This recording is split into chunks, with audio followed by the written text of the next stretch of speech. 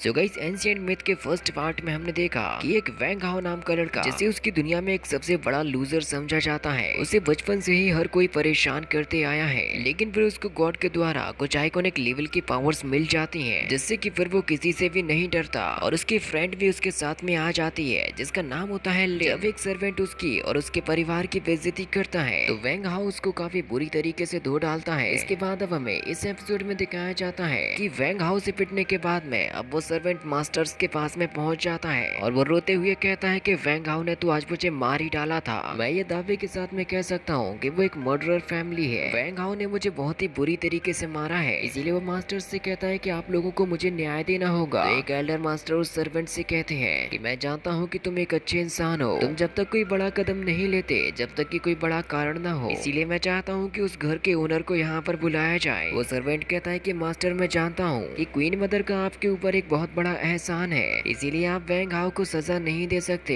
लेकिन उसी वक्त वहाँ पर वैंग हाओ आ जाता है। वो कहता है कि शायद मैं कुछ जल्दी ही आ गया हूँ, क्योंकि मुझे जैसे ही पता चला कि कोई कुत्ता भौंक रहा है मैं खुद को रोक नहीं पाया। तभी वहाँ पर खड़ा हुआ एक लड़का कहता है कि आज वैंग हाओ कुछ पहले से ज्यादा डिफरेंट लग रहा है। तो मास्टर वैंग हाओ से कहते हैं कि अब तुम ही बताओ कि आखिर मसला क्या है। वैंग हाओ कहता है कि क्या आप सच में मुझसे ही पूछना चाहते हैं। वो सर्वेंट कहता है कि देखिए ये आपके सामने ही इतना कुछ कहने की हिम्मत कर रहा है। तो वैंग हाओ एडल्ट मास्टर्स से कहता है कि मैं भी फैमिली रूल्स के बारे में जानता हूँ कि अगर कोई केवल 16 साल का ही है उसका स्पिरिट सीड कैसे डेवलप हो सकता है, बल्कि मुझे तो घर से ही बाहर निकाला जा रहा है। तो सर्वेंट कहता है कि ये सही है, तुम जैसे लूजर्स के लिए ऐसे ही नियम बनाए जाने चाहिए। तो वैंग हाओ कहता है कि मैं किरिन सेरेमनी तक यहाँ से नहीं जाऊंगा जब तक कि मैं किसी फैमिली रूल को ना तोड़ दूं। वो मुझे बाहर भी तो नहीं निकाल सकते। सर्वेंट मास्टर्स से कहता है कि आज वैंग हाओ की वजह से मेरी ये हालत हो चुकी है। तो वैंग हाओ से कहता है कि तुम्हें अपनी आंखों को पहले खोल लेना चाहिए, मैं कैसे ही एक लिंक जॉन्ग को ओपन कर सकता हूँ। तो सर्वेंट कहता है कि आज लिफ्टिंग सेरेमनी में मैं तुम्हें देख लूंगा, अगर तुम कुछ नहीं कर पाए तो मैं खुद से ही ईस्ट हिल में चला जाऊंगा, नहीं तो तुम्हें खुद से ही यहाँ से चले जाना होगा। वैंग हाओ कहता है कि ठीक है, मैं तुम्हारी बात को मानता हूँ। जिसके बाद वो यहाँ से पावर टेस्टिंग स्टोन की तरफ चला जाता है, जिसके ऊपर वो जैसे ही अपने पावरफुल हाथ को रखता है उसके चारों ही तरफ ऊर्जा बहने लगती है, एक ऐसी असीम ताकत जिसको सभी लोग देख रहे थे। वो सर्वेंट तो एक ना देखते ही चौंक जाता है। बाकी के स्टूडेंट्स भी इस बारे में कहते हैं कि जरूर वैंग हाओ के साथ में कुछ तो अजीब हो रहा है। वैंग हाओ अपने मन में ये सोच रहा था कि उसे केवल केओस के सीड की पावर को ही यूज करना है, लेकिन उसको भी वो लिमिटेड ही यूज कर रहा था, क्योंकि अगर वो अचानक से ही पूरी पावर को यूज कर देगा तो ये उसके लिए सही नहीं होगा। और केवल इतने ही पावर को यूज करके वो वहीं पर खड़ा हो जाता है, जिससे कि वो पावर टेस्टिंग रॉक काफी ज्यादा ऊर्जावान हो चुका था। मास्टर कहते हैं कि वैंग हाओ के अंदर तो इनफीरियर टैलेंट आ चुका है। वो सर्वेंट कहता है कि वैंग हाओ एक लीडर के बिना ये कर ही नहीं सकता, मुझे अपनी आंखों पर भरोसा नहीं हो रहा। तो वैंग हाओ से कहता है कि मैं भी रॉयल हाउस से बिलोंग करता हूँ और अब मुझे लगता है कि मैं तुम्हें अब बेवकूफ भी बुला सकता हूँ। मैं तुम्हें अपनी फिजिकल पावर के साथ में अभी एक पंच भी कर सकता हूँ। इसका मतलब ये है कि मेरे पास भी एक बीड है, इसीलिए अब यहाँ से चले जाओ। लेकिन तभी वहाँ पर एक बंदा सामने आ जाता है जिसका नाम होता है वांग की। वो कहता है कि अभी तुमने एक छोटी सी मिस्टेक कर दी है, इसीलिए अभी तुम्हें इतने ज्यादा गुस्से में नहीं आना चाहिए। वैंग हाओ मैं तुम्ही से बात कर रहा हूँ, तुम्हें अभी घुटनों पर बैठकर अपनी इस गलती के लिए माफी मांगनी होगी। वैंग हाओ कहता है कि अब मुझे याद आया, तुम तो वही हो जिसने मुझे बचपन में एक डॉग हाउस में धक्का दे दिया था और उस वक्त जो मुझ पर बीती थी मैं उसको कभी भी नहीं भुला सकता।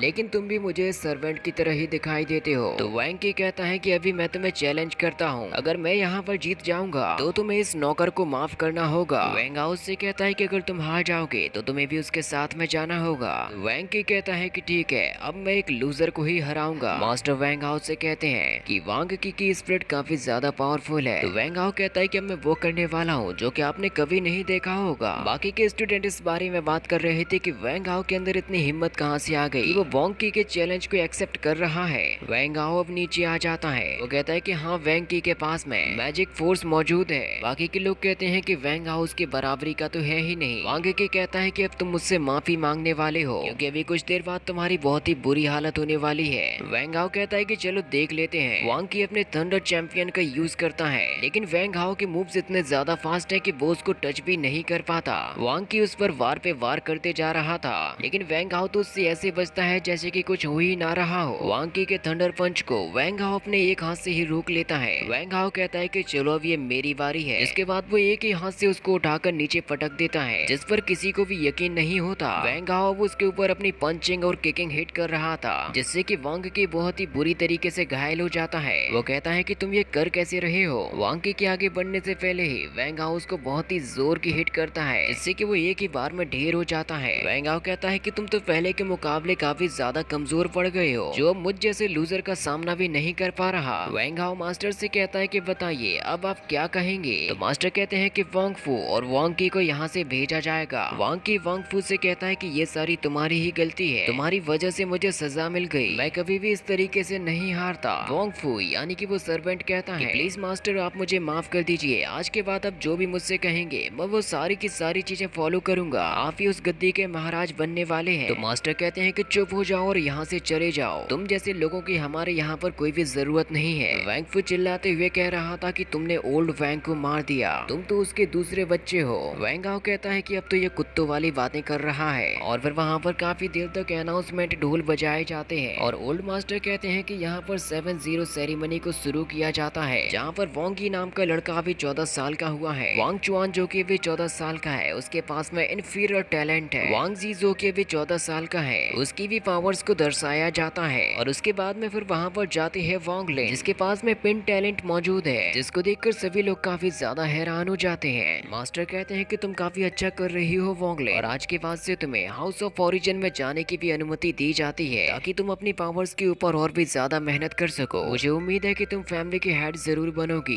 वैंग लिन कहते हैं कि आपका बहुत बहुत शुक्रिया ग्रैंड एल्डर। इसके बाद फिर वो वैंग हाउ के पास में पहुंच जाती है। वैंग हाउ से कहता है कि मुझे पता नहीं था कि तुम भी इतनी बड़ी जीनियस हो, अब मुझे ऐसा लगने लगा है जैसे कि हम दोनों ही रॉयल फैमिली के छोटे फीनिक्स बन चुके हैं, जिनके पास में पावर्स का भंडार होता है। वैंग लिन वैंग हाउ से कहती है कि तुम मुझे फैंग मत बुलाओ, क्योंकि ये नाम तो मुझे बिल्कुल भी पसंद नहीं है, तुम मुझे मेरे ही नाम से क्यों नहीं बुलाते। ये नाम मुझे कुछ ऐसा लगता है जैसा कि सुमो युन का है, तुम खुद ही सोचो कि ये कितना ज्यादा अजीब है। वैंग हाउ वैंग लिन से कहता है कि ये तो बिल्कुल भी सही नहीं है, एक छोटी सी लड़की इतना ज्यादा नाराज हो जाती है, और वैसे भी ये सारी तो मजाक की बातें हैं जो कि मेरे लिए कुछ ज्यादा मायने भी नहीं रखती। तो वैंग लिन कहती है कि आखिर वो कौन लोग हैं जो कि तुम्हारे लिए मायने नहीं रखते। वैंग हाउ ये भी तुम याद रखो कि वो तुम्हारी फियांसे है। वैंग हाउ कहता है कि हाँ मैं जानता हूँ कि वो मेरी मंगेतर है, लेकिन उस औरत का दिल एकदम सांप की तरह है, जिसमें केवल और केवल जहर ही भरा हुआ है। तभी वहाँ पर मास्टर कहते हैं कि अब स्पिरिट लिफ्टिंग सेरेमनी को खत्म किया जाता है। मुझे उम्मीद है कि आप सभी लोग अपने अगली बार के लिए काफी ज्यादा मेहनत करेंगे, ताकि फ्यूचर में आपको आगे बढ़ने का फिर से मौका मिल सके हमारी रॉयल फैमिली के गौरव के लिए। और वो जैसे ही वहाँ से जाने लगते हैं तो वैंग हाउ उनको रोकता है और कहता है कि जरा सुनिए, मेरे घर की जो मेन रिपोर्ट है, मेरे फादर ने उससे रिलेटेड यहाँ पर 3 चीजों को छोड़ा था, मैं चाहता हूँ कि मैं उनकी प्रैक्टिस करूँ, इसीलिए वक्त आ चुका है कि आप वो मुझे वापस कर दीजिए। और इसी के साथ में ये एपिसोड यहीं पर खत्म हो जाता है। तो गाइस आप लोगों को ये सीरीज कैसी लग रही है हमें कमेंट में जरूर बताएं, ताकि मैं इसके आगे के एपिसोड्स को जल्द से जल्द ला सकूं। आप हमारी इस वीडियो पर क्लिक करके चैनल को भी जरूर से सब्सक्राइब करें।